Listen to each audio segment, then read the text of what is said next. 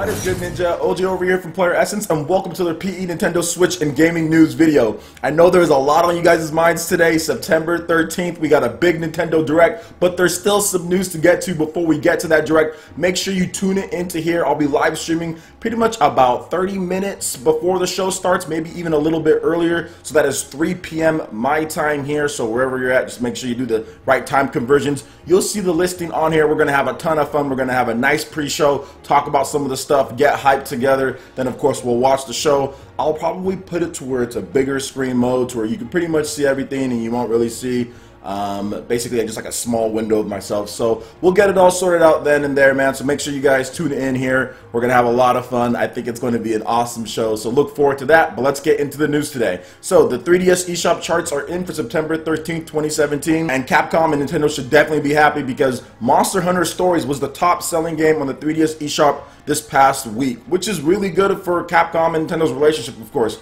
there's been a lot of fans that have been upset with certain things here and there, but Capcom knows and Nintendo both know that they have games that can sell on Nintendo systems. So definitely expect, especially with these good Monster Hunter Story sales, and of course we're going to talk about later the sales of Monster Hunter Double Cross in Japan, expect there to be more Monster Hunter coming to the West in the future just because these sales are great. #1 on the charts here, beating out some of the other games like Samus Returns, which really, that was just preload. So once that goes live, that's probably going to jump up to #1. But still, really good though for Monster Hunter Stories, beating out Pokemon Yellow, Miitopia, some of the other games on here, Super Mario World, some of the cheaper stuff.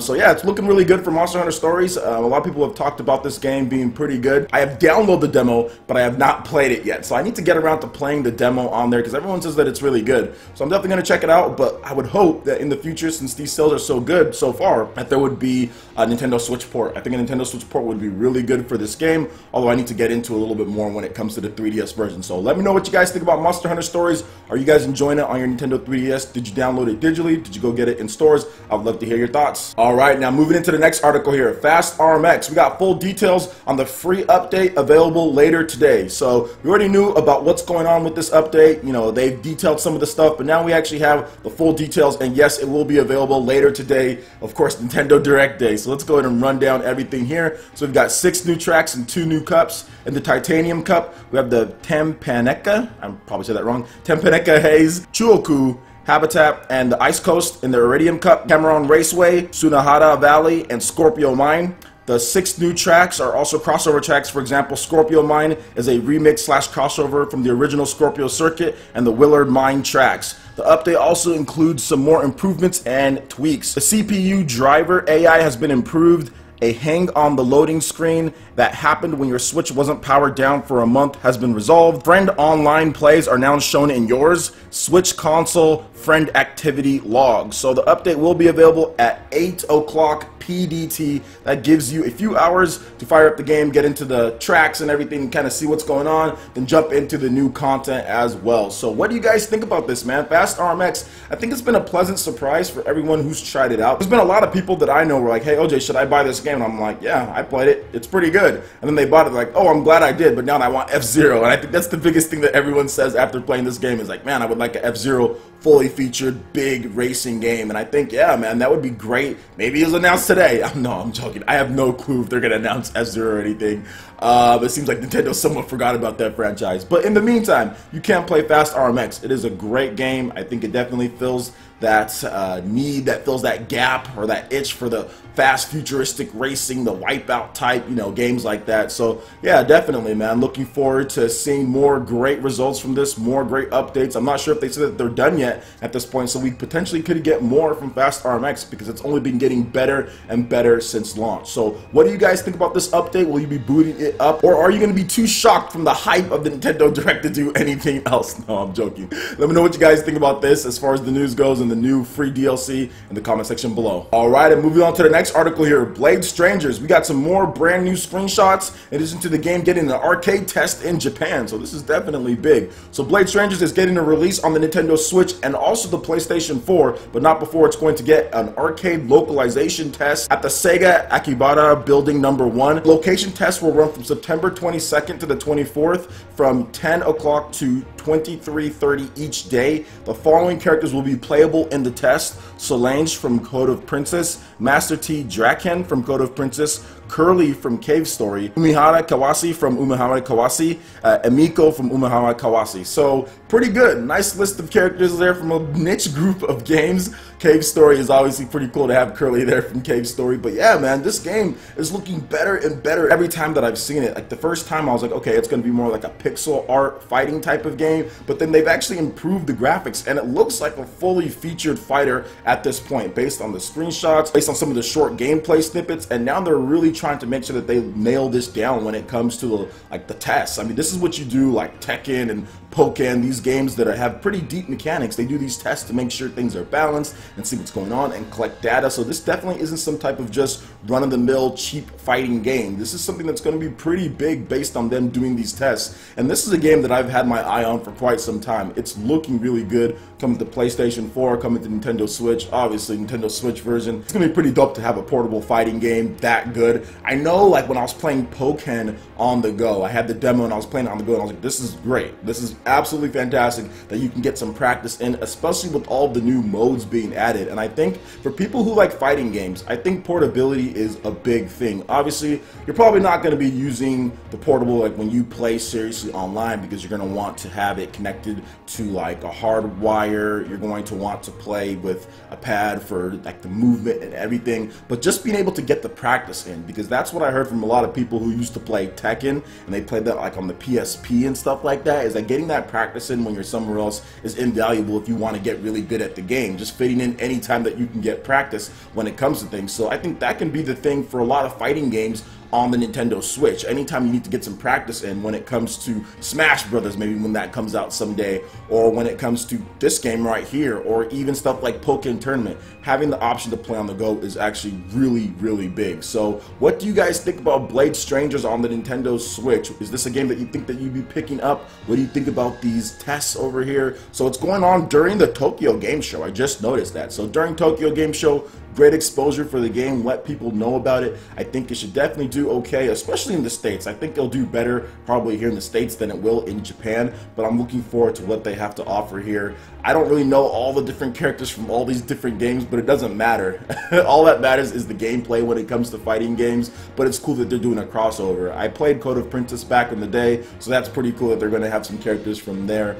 But yeah, man, it's looking really good. It's looking really good, and I like the fact that they're taking it seriously with these tests. Make sure that they gather data and balance the game before it launches. So let me know what you guys think about Blade Strangers. It's set to come out this year on the Nintendo Switch and also the PlayStation 4. Alright, and getting into the last article here, we've got the Media Create sales charts for September 4th, 2017 through September 10th, 2017. So we got the opening sales for Destiny 2, which opened up at 50,263 units sold. It was the top game on the market when it comes to physical units. And remember, Japan, this is just for that, okay? The Media Create sales charts are just for Japan, and they don't include digital sales at all. So Destiny 2 for the PlayStation 4 sold 50,263 copies during its opening week in Japan. The latest Media Create sales figures have revealed. Also new this week was the Nintendo Switch version of Dragon Ball Xenoverse 2, which opened up at 24,045 units sold, and 5 PBs Konosuba game for the PlayStation 4 and PS Vita opened up at 7,044 and 7,000 units respectively, for a total of 14,044 units. Now,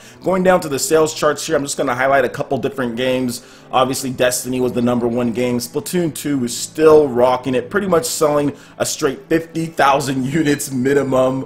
But this week it was 44,981 units sold, well over 1 million units. They're at 1,101,481 units. Splatoon 2 is going to be the evergreen of evergreen titles in Japan. It's honestly going to probably sell over 20 to 30,000 units every single week, pretty much through the end of the year, and even like, oh my gosh, Christmas, it's going to blow up. It's going to blow up during Christmas time. So this game isn't going anywhere anytime soon. I would expect nearly 2 million to 3 million units by the end of the year, especially during the holiday season. It's going to sell hundreds of thousands of units more. So look forward to that. Obviously, Dragon Ball Xenoverse 2, that was interesting because Bandai Namco said that they pretty much had a virtual sell of the game. They didn't expect many units shipped, and pretty much they didn't ship that many. They probably shipped around maybe 27 to 30,000 units, and they almost sold through all of that. So that's good for Dragon Ball Xenoverse. They're happy with the sales. Obviously, they already made the game for the PlayStation 4 and the Xbox One, and it sold more than the Xbox One version in Japan. So that's definitely good. 24,000 units, and they're going to ship out more, they said, by the end of the month. So that should continue probably doing a pretty good seller, 5,000 to 10,000 units throughout the rest of the month and probably next month as well. And then kind of moving on, Monster Hunter Double Cross. We talked about that a little bit. People were saying that it wasn't going to sell. Well, it's still in the top 10, and it's over 124,000 units at this point. Sold another 12,811 units. So yeah, that's going to continue selling throughout the rest of the year. Capcom has already hit their target shipment of 300,000 units, 300 to 500,000. They've already sold those to retailers, so it's already hit their goal, and they're definitely going to have that sold to consumers probably, I mean, no later than the end of the year. So that's also really good. Mario Kart 8 Deluxe, evergreen title, another 10,000 units added to the total. Really good. Almost nearing 700,000 units in Japan. Also, Dragon Quest 11 Echoes of an Elusive Age. That's still selling pretty well. The 3DS version is above the PS4 version. Also, The Legend of Zelda Breath of the Wild. Once again, another 4,485 units. Almost nearing 600,000 units for that game, 580,552 for Japan. And then also ARMS for the Nintendo Switch, slipping down just a little bit, but still another 3,711 units for a total of 218,111 units. And when it comes to hardware sales, once again, the Nintendo Switch was the #1 system sold, followed by the PlayStation 4, the Nintendo 3DS. So the Switch sold 45,439 units. Last week it sold 50,074, so a pretty good median there. Obviously, Nintendo still can't meet the demand of the Nintendo Switch in Japan, but at least it's not dipping down like underneath the 20,000 unit range or so, or even near the 20,000 unit range. They've been pretty steady so far, selling around 70 to 80,000, 50,000, now 45. So I'm pretty sure it's going to stay in that range. September's a big month. Obviously, they have Fire Emblem Warriors coming up, so I'm pretty sure that they're going to need to get ready for that game, because that's probably going to sell over 100,000 units on day one or near that. So they're going to need some extra units. So look forward to the Switch having a little bit bigger month as far as the end of the month. They're going to probably have some more units sold